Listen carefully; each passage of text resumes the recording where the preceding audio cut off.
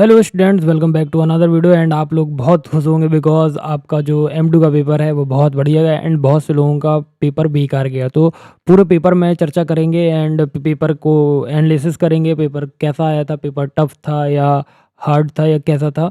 तो बाकी पेपर को देखने के बाद अपन इसको डिसाइड करेंगे। मैंने पेपर देख लिया एंड मैं तभी वीडियो शूट कर रहा हूँ।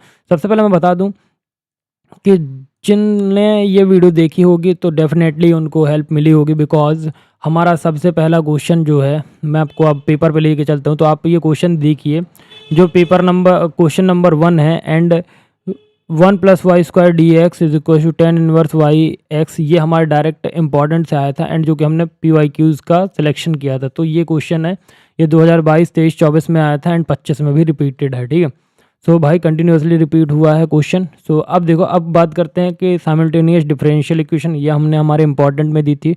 सो मे बी एंड हमने इसको प्रैक्टिस भी कराया था वन शॉट के थ्रू। वन शॉट सारे भी अपलोड हैं चैनल पे, देख लीजिएगा। एंड देखिए सीरीज सॉल्यूशन, तो देखो फ्रोबेनियस मेथड, ये देखो आप यहाँ पे ये है सीरीज सॉल्यूशन का भी हमने क्वेश्चन दिया था। तो आई होप आपसे ये भी बन गया होगा। एंड बाकी नेक्स्ट क्वेश्चन है हमारा वेरिएशन ऑफ पैरामीटर। ये मैंने चीख के कल लाइव में भी बोला था कि वेरिएशन ऑफ पैरामीटर 14 मार्क्स में भी आ सकता है, क्योंकि 2025 जून में 14 का आया था बट यहाँ 7 में आया है। ठीक, फिर देखो भाई ये डी वाले, तो ये तो बनते ही हैं कि आने चाहिए। और कंप्लीट इंटीग्रल्स, ये भाई ये second unit and complete integral से भी आए हैं। And find harmonic function and conjugate, दोनों हमारे टॉप 8 में मौजूद थे। तो harmonic conjugate and harmonic function ये दोनों आए हैं। एंड कॉची इंटीग्रल फार्मूला ये भी आया है। डायरेक्शनल डेरिवेटिव्स, ये भी क्वेश्चन आया है। एंड बाकी पेपर बहुत डिसेंट है एंड बहुत से लोगों को हार्ड लगेगा बिकॉज उनने पढ़ा नहीं होगा। एंड देखो रेसिड्यू थ्योरम भी आई है, इंटीग्रल्स भी आया, वेरीफाई स्टोक्स थ्योरम, तो ये स्टोक्स थ्योरम की कल रात में ही बात कर रहे थे हम लोग। और देखो डाइवर्जेंस, ग्रेडियंट एंड कर्ल, ये सारी चीज़ें आई हैं। एंड ये देखो आपका reducing homogeneous solve the differential equation. तो भाई देखो पेपर बहुत इजी है। पेपर इजी किसके लिए है पहले बता देता हूँ। पेपर उनके लिए इजी था जिनने हमारी मतलब कल लाइव अटेम्प्ट किया। लाइव अटेंड करने के बाद आपने 8 क्वेश्चन कंप्लीट किए, टॉप 8 इंपॉर्टेंट क्वेश्चन से ही पूरा पेपर आया है।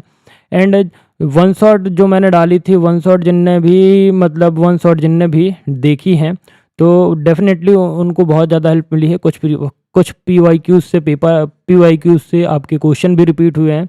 एंड बहुत सारे मैं आपको बता दे रहा हूँ कि अगर आपसे कोई पेपर नहीं बना भी होगा तो देखो एक बात समझ के चलो कि एक क्वेश्चन 7 मार्क्स, तो आप यहाँ मान लो जिनसे नहीं बना होगा, मतलब कुछ भी नहीं बना होगा, तो उनकी बात कर रहा हूँ। जैसे ये तो अब बन गया। अब दूसरा gradient and curl and divergence, आप लोग इतना तो पढ़ के गए ना, क्योंकि बहुत सारे स्टूडेंट्स 1, 5 एंड 2 यूनिट पढ़ के गए हैं एंड कुछ लोग 5, 3 ये यूनिट। तो देखो पहला क्वेश्चन मतलब एक divergence, gradient, divergence and curl, and ये वाला क्वेश्चन किया आपने तो ठीक है। एंड आपने स्टोक्स थ्योरम बन गई, तो आपके कितने हो गए 21 मार्क्स हो गए। 21 मार्क्स हो जाने के बाद अगर आपने क्या पढ़ा है, बाकी आप ये छोड़ दो। बाकी अगर तुमने कौन सा क्वेश्चन किया है, method of variation of parameter, तो तुम्हारे 7 मार्क्स यहाँ से कंप्लीट। तो 28 नंबर ये हो गए तुम्हारे।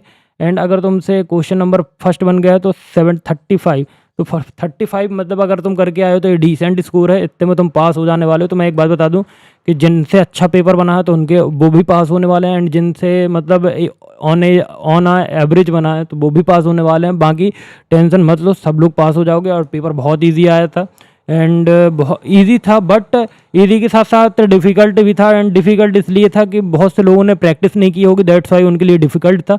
बाकी पेपर जिनने अच्छे से पढ़ा, जिनने मेहनत की है, उन लोगों के लिए पेपर इजी था।